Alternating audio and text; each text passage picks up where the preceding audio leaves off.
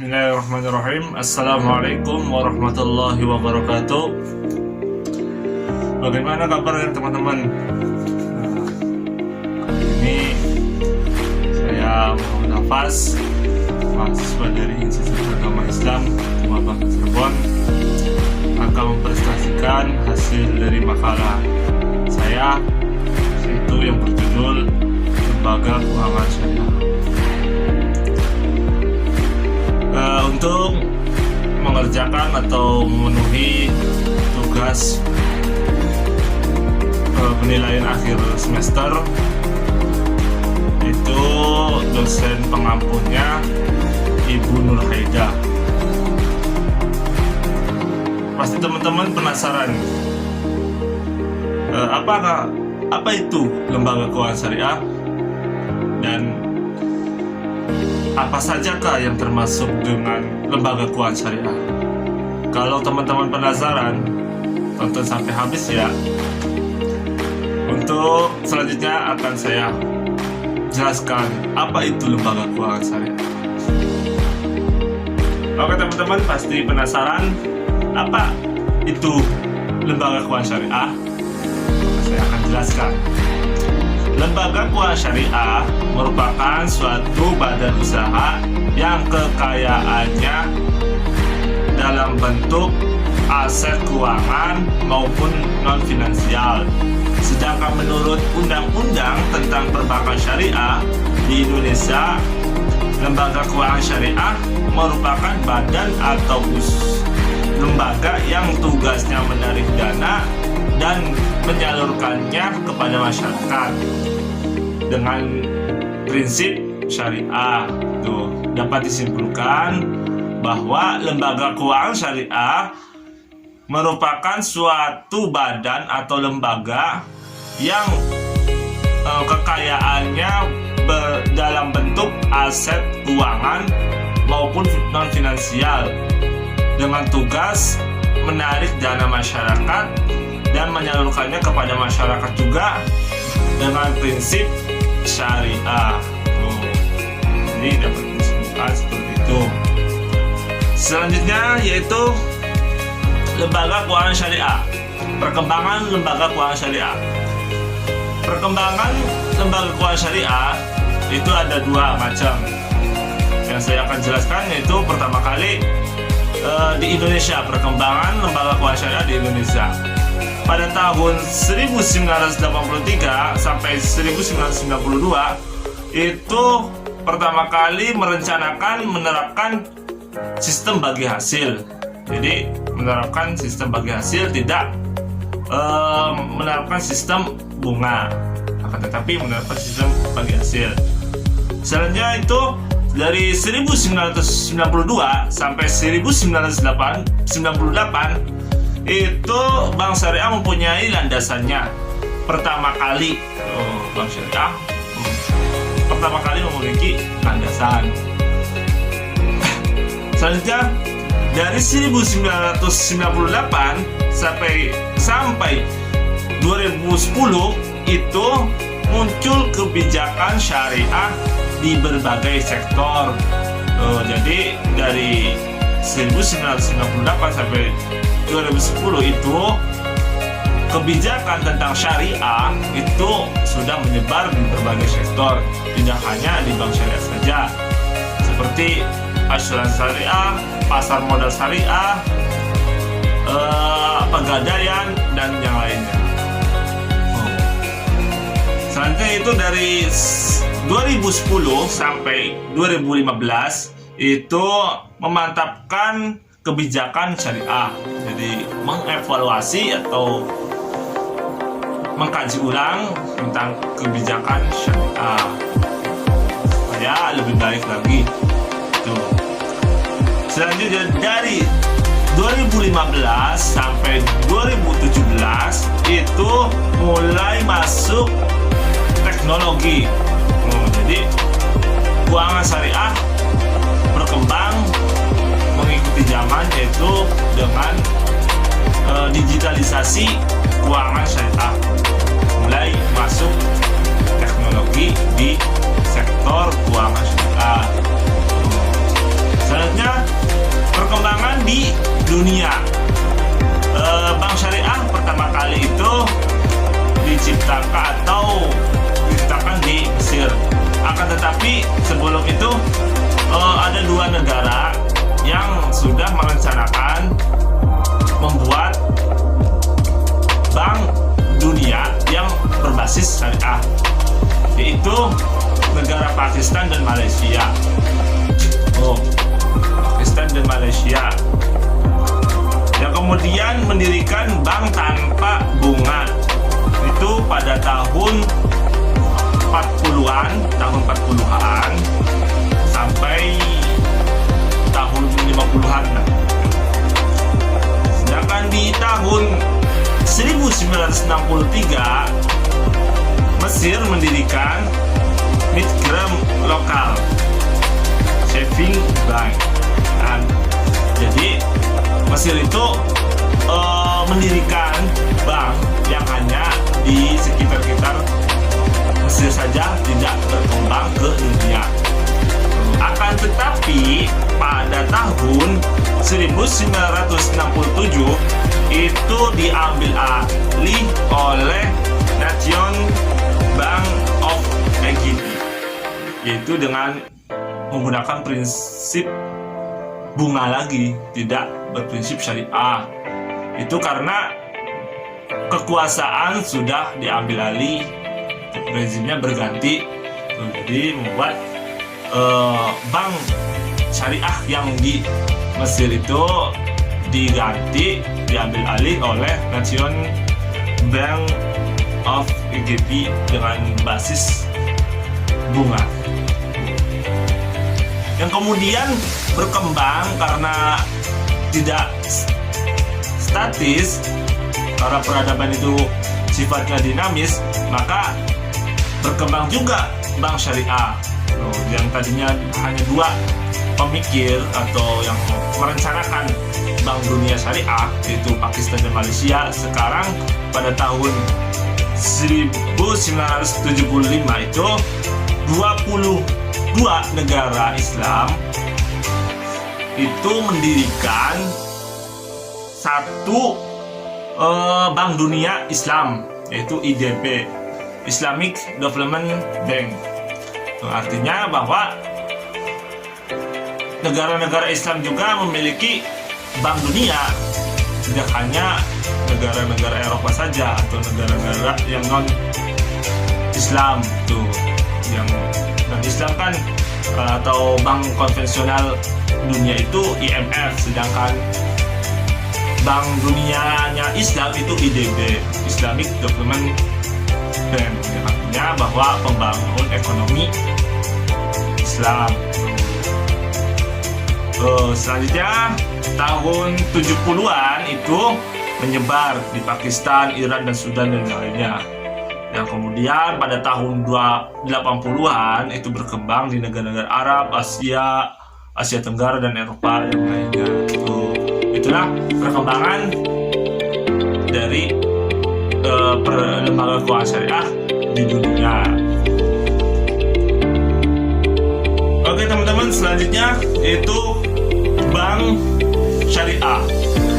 Yang tadi hanya bersifat umum, yaitu lembaga keuangan syariah. Sekarang bank syariah. Tuh. Pasti teman-teman bertanya-tanya, apa sih bedanya bank syariah dan bank konvensional? Maka saya akan jelaskan perbedaan-perbedaannya. Yang pertama itu dari sisi bunganya. Bank syariah tidak menggunakan sistem bunga, akan tetapi dengan berbasis profit loss sharing atau bagi hasil.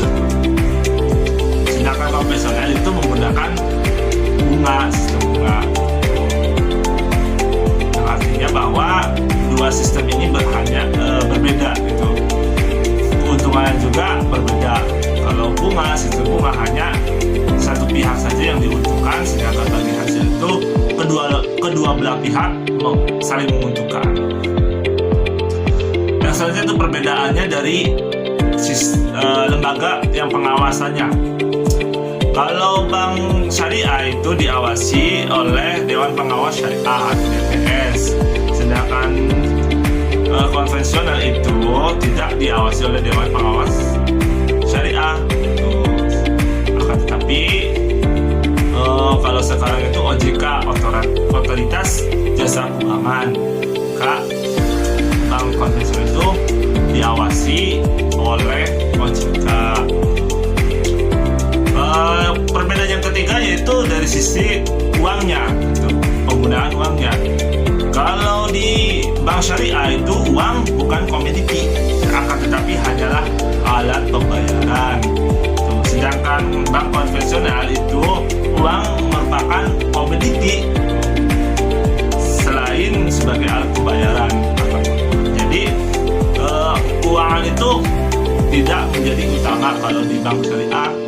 Akan tetapi di bank syariah itu menggunakan sistem syariah, maka yang diutamakan itu saling menolong, saling membantu, dan saling menguntungkan. Sedangkan bank konvensional itu uang sebagai komoditi, suatu kebutuhan yang utama selain untuk alat pembayaran saja. Jadi ketiga perbedaan itu perbedaannya sangat signifikan. Yang kemudian, apa sih produk-produk perbankan syariah? Dari sisi produk penyaluran dana itu menggunakan prinsip jual beli. Jual beli juga ada pembagiannya, itu ada pembiayaan, salam, dan istighna. Selanjutnya prinsip menggunakan prinsip sewa, atau nama lainnya ijroh. Itu merupakan transaksi ini dilandasi adanya perpindahan manfaat. Sewa itu perpindahan manfaat. Dengan kata lain, ijroh atau sewa ini sama saja dengan jual beli, namun perbedaannya terletak pada objek transaksinya. Jadi jual beli dan sewa itu beda-beda tipis, tetapi perbedaan itu dalam proses transaksinya. Kalau jual beli itu kita menukar uang, kita membeli suatu barang dengan uang, kita dapat uang. Sedangkan sewa itu kita menyewa sesuatu dengan uang. Jadi tidak mengambil seluruhnya, akan tetapi mengambil manfaatnya saja untuk sementara. Itu sistemnya sistem sewa. Yang ketiga itu menggunakan prinsip bagi hasil. Bagi hasil juga ada dua, musyarakah dan mudharabah. Apa sih keunggulan bank syariah? Saya akan jelaskan. Yang pertama, adanya saling menguntungkan dari kedua pihak dan bank maupun nasabah. Dari segi finansial dan hukum. Jadi keuntungan yang pertamanya itu saling menguntungkan dari sisi finansial maupun dari hukum. Tidak ada perbedaan antara nasabah dan pemilik bank atau bank. Yang kedua itu dengan menggunakan prinsip syariah, prinsip bagi hasil, maka perusahaan dapat menerima modal dan resiko sangat kecil, karena resiko itu ditanggung semuanya, tidak ditanggung oleh bank saja. Yang kemudian yang ketiga yaitu dapat mendorong UMKM untuk mengembangkan usahanya, dalam arti diberikan modal, akan tetapi tidak menggunakan sistem bunga. Itu sistem yang dimana telah disepakati kedua belah pihak karena kelebihan atau ada lebihnya, itu tidak dijelaskan untuk apa-apanya. Sedangkan kalau di bank syariah itu sangat kecil atau bisa meminjam modal sangat mudah dan tidak membebankan untuk nasabah atau si peminjam. Yang keempat yaitu resiko kerugiannya lebih kecil karena kedua belah pihak itu menanggungnya, atau karena prinsipnya itu prinsip bagi hasil, maka semua resiko dan hasil itu milik bersama, tidak satu pihak saja. Yang kelima yaitu bank mendapat nasabah lebih banyak dengan menggunakan prinsip ini, yang artinya bahwa menggunakan prinsip syariah maka bank juga mendapat keuntungan, yaitu memiliki nasabah semakin banyak karena keuntungan itu. Atau menggunakan sistem tidak menggunakan sistem bunga, maka nasabah juga tertarik karena tidak ada kelebihan. Jika menjadi ini pasti ini karena sesuai dan akadnya sesuai dengan syariah Islam. Oke teman-teman, selanjutnya yaitu tentang Baitul Mal wa Tanwil. Pasti teman-teman penasaran, apa itu Baitul Mal wa Tanwil? Maka saya akan jelaskan. Baitul Mal wa Tanwil merupakan lembaga perekonomian rakyat kecil yang bertujuan untuk meningkatkan dan menumbuhkan kembangkan kegiatan ekonomi yang berkualitas dengan mendorong kegiatan seperti menabung dan menunjang pembiayaan perekonomian. Yang artinya bahwa Baitul Mal wa Tanwil ini suatu lembaga yang dimana bergerak dalam bidang perekonomian. Terus apa bedanya Baitul Mal dan Tanwil? Dari Baitul Mal wa Tanwil ini ada dua kata. Baitul Mal yaitu suatu badan, yaitu dimana bergerak dalam bidang perekonomian seperti zakat, infak, sedekah dan lain-lainnya.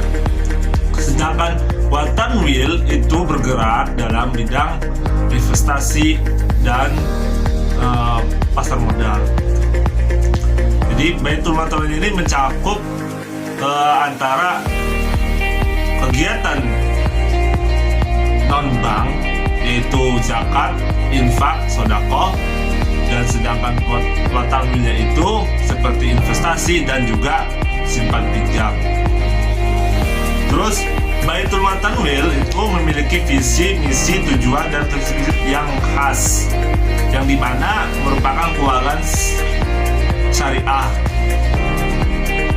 yang berupa non-bank atau tidak bukan bank, yang memiliki legalitas dan juga berbadan hukum. Jadi Baitul Mal wa Tanwil ini juga memiliki legalitas dan berbadan hukum. Selanjutnya yaitu tujuan terbentuknya Baitul Mal wa Tanwil.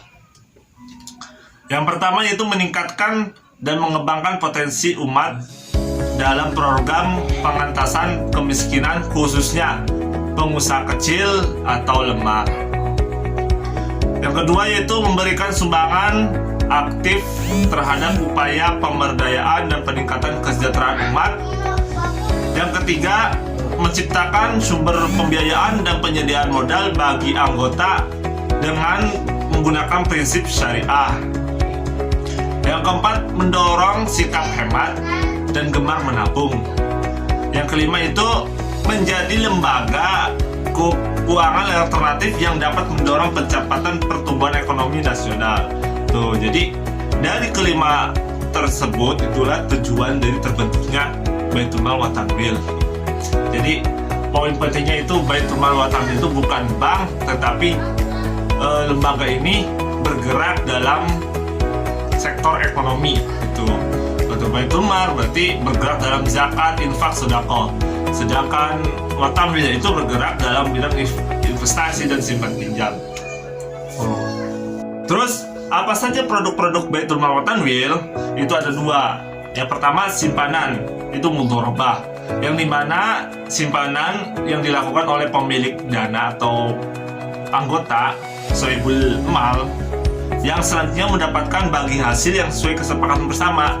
Tuh, jadi simpanan ini dimiliki oleh pemilik dana, yaitu anggota Baitul Mal wa Tanwil. Nanti ketika sudah menghasilkan maka akan dibagi hasilnya. Produk yang kedua yaitu pembiayaan. Pembiayaan yaitu berupa kegiatan Baitul Mal wa Tanwil dalam hal menyalurkan dana kepada umat melalui pinjaman untuk keperluan modal usaha yang ditekuni oleh nasabah atau anggota yang sesuai dengan prosedur, ketentuan dan kesepakatan bersama.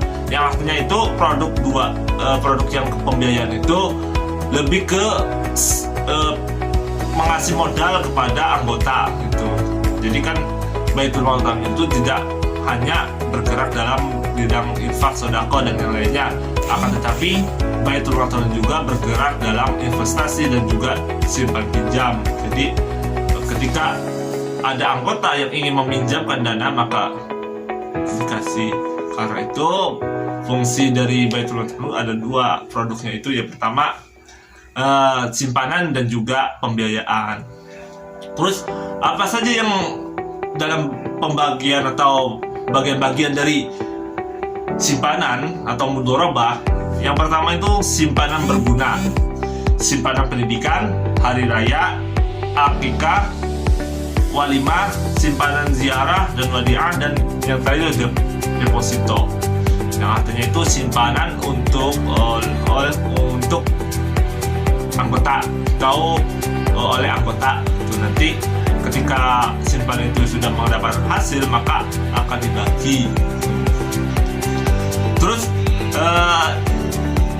bagian-bagian dari pembiayaan yaitu antara lain yang pertama mudharabah, musyarakah, bait, mesman, azil, mudharabah, Ghadaratul Hasan dan at-tazir. Terus apa keunggulan Baitul Mal Tamil? Nah, saya akan jelaskan. Yang pertama, adanya jaminan pelayanan jasa keuangan berdasarkan prinsip syariah dan bebas dari praktek riba. Tuh, jadi Baitul Mal juga ini tidak menggunakan sistem riba karena berprinsip dengan syariah Islam. Karena Islam mengharamkan riba. Seperti dalam Al-Quran bahwa Allah menghalalkan jual beli dan Allah mengharamkan riba. Yang kedua, menggunakan prinsip bagi hasil.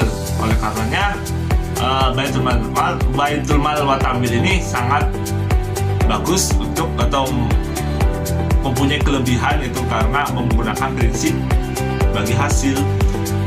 Yang ketiga, memiliki resiko masing-masing antara nasabah dan Baitul Mal Tamil karena seluruhnya mempunyai hak dan kewajiban tersendiri sesuai proporsinya. Yang artinya bahwa antara nasabah dan juga Baitul Mal Tamil itu memiliki resiko yang sama dan karena mempunyai hak dan kewajiban tersendiri sesuai dengan proporsinya. Yang keempat yaitu terhindarnya dari praktek manipulasi atau monopoli keuangan.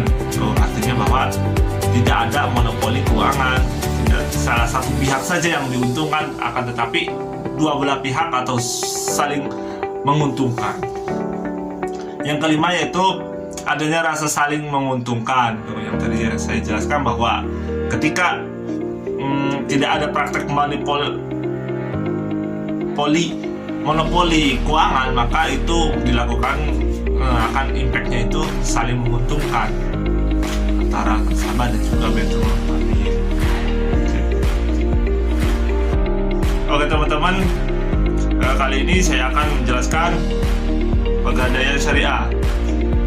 Pasti teman-teman bertanya-tanya, apa itu pegadaian syariah? Apa bedanya dengan pegadaian konvensional?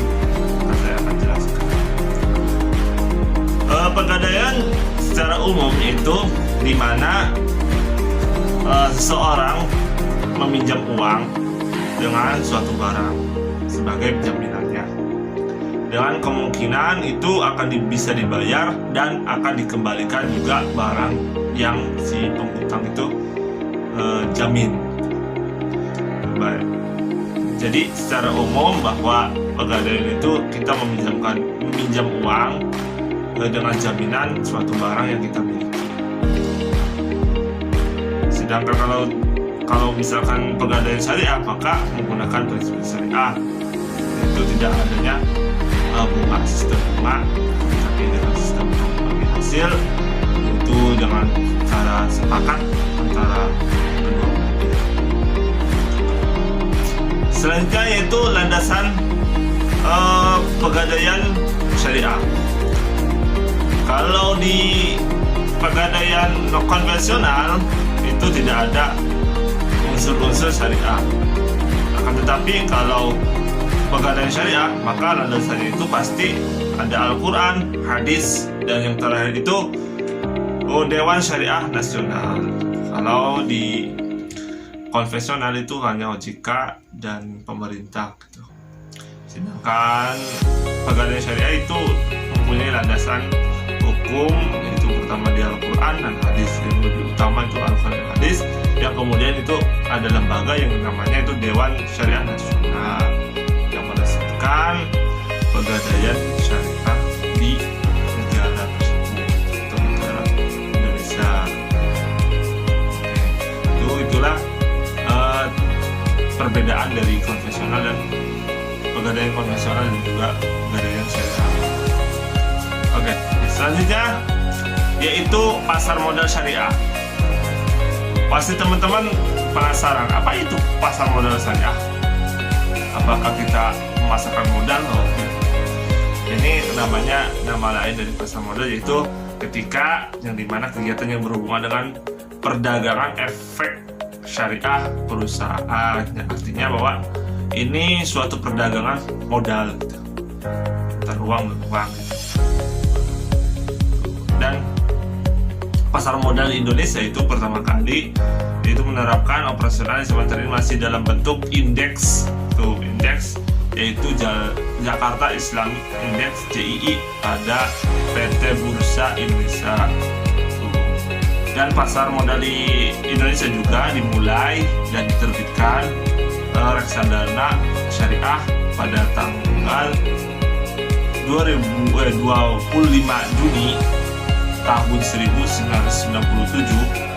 Pada akhir tahun 2002 itu tepatnya pada tanggal 3 Juli 2000 telah hadir JII atau Jakarta Islamic Index. Sedangkan di internasional, taraf internasional itu Malaysia yang pertama kali menerbitkan sukuk global pada 2002. Itu IDB, itu Lembaga Keuangan Internasional pertama kali menerbitkan sukuk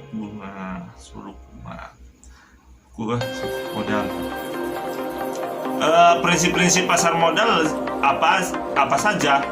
Maka saya akan jelaskan. Yang pertama itu ada pembiayaan atau investasi yang halal dan bermanfaat, yang tentunya itulah prinsip dari salah satu pasar modal syariah. Yang kedua itu uang hanya alat bantu penukar nilai, tidak sebagai utama. Utama kalau syariah maka tolong saling menguntungkan. Yang ketiga itu akad yang terjadi tindak maupun informasinya transparan, tidak ada yang ditutupi dan tidak ada yang dirugikan satu pihak saja, akan tetapi itu saling menguntungkan kedua belah pihak karena ada kesepakatan, karena ada transparansi atau terang-terangan atau kedua belah pihak sudah tahu.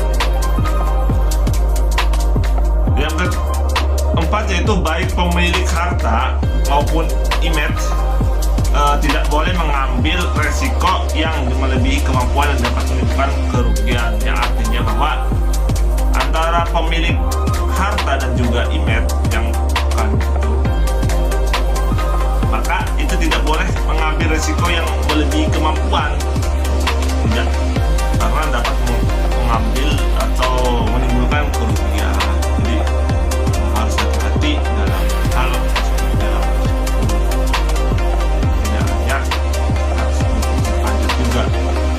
akan terjadi kerugian bila kita tidak bisa mengambil resiko yang terlalu tinggi di luar batas. Yang terakhir itu penekanan pada mekanisme yang wajar dan prinsip kehati-hatian baik pada investor maupun investor. Artinya bahwa perusahaan dan investor itu memiliki mekanisme yang wajar dan kehati-hatian, harus berhati-hati karena bila tidak hati-hati akan menimbulkan kerugian juga kedua belah pihak juga bisa, ataupun satu pihak bisa. Maka harus hati-hati. Terus apa fungsinya pasar modal syariah? Yang pertama, memungkinkan bagi masyarakat untuk berpartisipasi dalam kegiatan bisnis dengan memperoleh bagian dari keuntungan dan resikonya. Jadi itu supaya masyarakat berpartisipasi dalam kegiatan bisnis, yaitu memperoleh bagian dari keuntungan dan resikonya. Modal, kegiatan bisnis, kita menjam modal atau menerima modal dari investor, maka kita akan bertumbuh atau mengikuti kegiatan bisnis. Yang kedua yaitu memungkinkan para pemegang saham menjual sahamnya guna mendapatkan likuiditas. Yang artinya likuiditas itu ketika turun ya maka akan turun, naik turun likuiditas. Yang ketiga yaitu memungkinkan perusahaan meningkatkan modal dari luar untuk membangun dan mengembangkan lini produksinya. Yang artinya bahwa perusahaan tersebut menerima investor dari luar juga, tidak hanya dari anggota saja ataupun dari sekitar perusahaan tersebut saja, akan tetapi dari luar juga harus ditampung karena untuk membangun dan mengembangkan lini produksinya. Yang keempat itu memisahkan operasi kegiatan bisnis dari fluktuasi jangka pendek pada harga saham yang merupakan ciri umum pada pasar modal konvensional. Yang artinya bahwa memisahkan antara kegiatan bisnis dan fluktuasi jangka pendek pada harga saham yang merupakan ciri umum pasar modal konvensional. Yang artinya bahwa itu harus memisahkan antara kegiatan bisnis dan juga fluktuasi jangka pendeknya, fluktuasi atau perkembangan jangka pendeknya itu pada harga saham yang merupakan ciri umum dari konvensional, pasar modal konvensional. Yang terakhir itu memungkinkan investasi pada ekonomi yang ditentukan oleh kinerja kegiatan bisnis sebagaimana tercermin pada harga saham, yang artinya bahwa memungkinkan investasi pada ekonomi yang ditentukan oleh kinerja. Jadi ketika kita mempunyai uang ingin berinvestasi, maka kita harus hati-hati, harus menentukan kinerja perusahaan tersebut sebagaimana dan juga kegiatan bisnisnya seperti apa. Tidak hanya kita menginvestasikan uang kita kepada perusahaan yang tidak jelas alurnya. Selanjutnya yaitu asuransi syariah. Yang tadi pasar modal syariah, maka yang terakhir itu asuransi syariah. Menurut Wirjono, asuransi merupakan suatu persetujuan pihak yang menjamin berjanji kepada pihak yang dijamin untuk menerima sejumlah uang premi sebagai pengganti yang mungkin akan diganti atau diderita oleh yang dijamin karena akibat dari suatu peristiwa yang belum tentu terjadi. Yang artinya bahwa sedangkan asuransi syariah itu merupakan usaha tolong menolong dan saling melindungi para peserta yang menerapkan operasional dan berdasarkan syariat Islam. Yang kedua itu secara singkatnya bahwa asuransi itu ketika kita mengasuransikan apapun itu, maka kita harus membayarnya ataupun menabungnya ketika kita ada kesepakatan. Misalkan kita mengasuransikan diri kita ketika kita kecelakaan, maka kita dapat mendapatkan uang itu sebagai premi atau pengganti, sebagai pengganti sejumlah uang premi, sebagai pengganti yang mungkin akan diderita oleh kita sendiri. Itu kemungkinan itu, tetapi yang kita itu harus berbayar biasanya satu bulan sekali ataupun beberapa bulan sekali. Itu pun tergantung ketentuan dari asuransi tersebut gitu. Jadi kalau sedangkan asuransi syariah itu pasti berprinsip tolong menolong dan saling melindungi dari antara si asuransi atau yang mengasuransikan dan yang menerima asuransi, itu harus saling melindungi dalam operasional maupun apapun itu dan harus berdasarkan prinsip syariat Islam. Terus apa saja perbedaan antara asuransi syariah dan juga asuransi konvensional? Yang pertama itu dari lembaga pengawasnya. Kalau asuransi syariah itu diawasi oleh DPS, Dewan Pengawas Syariah. Sedangkan asuransi konvensional itu diawasi oleh Otoritas Jasa Keuangan. Jadi lembaganya saja itu berbeda dan pasti akan, tapi dalam kegiatannya sama. Hanya perbedaan itu dari prinsip-prinsipnya saja. Yang kedua, perbedaan yang kedua yaitu akadnya. Yang pertama menggunakan prinsip tolong menolong, sedangkan asuransi konvensional itu menggunakan akad jual beli gitu. Tidak ada rasa tolong menolong, tapi hanya jual beli saja. Terus yang ketiga yaitu dari bunganya. Kalau asuransi syariah tidak mungkin menggunakan sistem bunga, melainkan sistem bagi hasil. Tidak menggunakan sistem bunga, tetapi bagi hasil. Terus kalau asuransi konvensional itu menggunakan perhitungan bunga. Sudah jelas. Yang ketiga itu perbedaannya itu dari keuntungan dibagi antara perusahaan dan peserta investasi itu sama-sama saling menguntungkan. Sedangkan asuransi konvensional itu diuntungkan seluruhnya milik perusahaan, tidak satu pihak saja, tidak kedua belah pihak, akan tetapi satu pihak saja karena mempunyai otoritas perusahaan tersebut. Itulah perbedaan dari antara asuransi syariah dan juga asuransi konvensional. Oke teman-teman, mungkin video kali ini saya cukupkan. Yang dapat disimpulkan bahwa lembaga-lembaga keuangan syariah itu bukan hanya saja bank syariah, akan tetapi banyak sekali.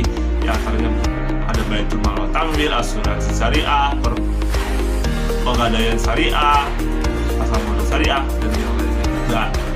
Jadi kalau lembaga keuangan syariah itu tidak hanya bank saja, tapi ada sisi lain bersifat sosial maupun dan juga ke ekonomi. Jadi antara ekonomi dan sosial satu kaitan. Mungkin video kali ini saya cukupkan. Semoga bermanfaat untuk teman-teman, walaupun sedikit dapat bermanfaat untuk teman-teman. Mohon izin saya undur diri. Bila taufiq wal hidayah. Wassalamualaikum warahmatullahi wabarakatuh. Oh ya, jangan lupa subscribe ya.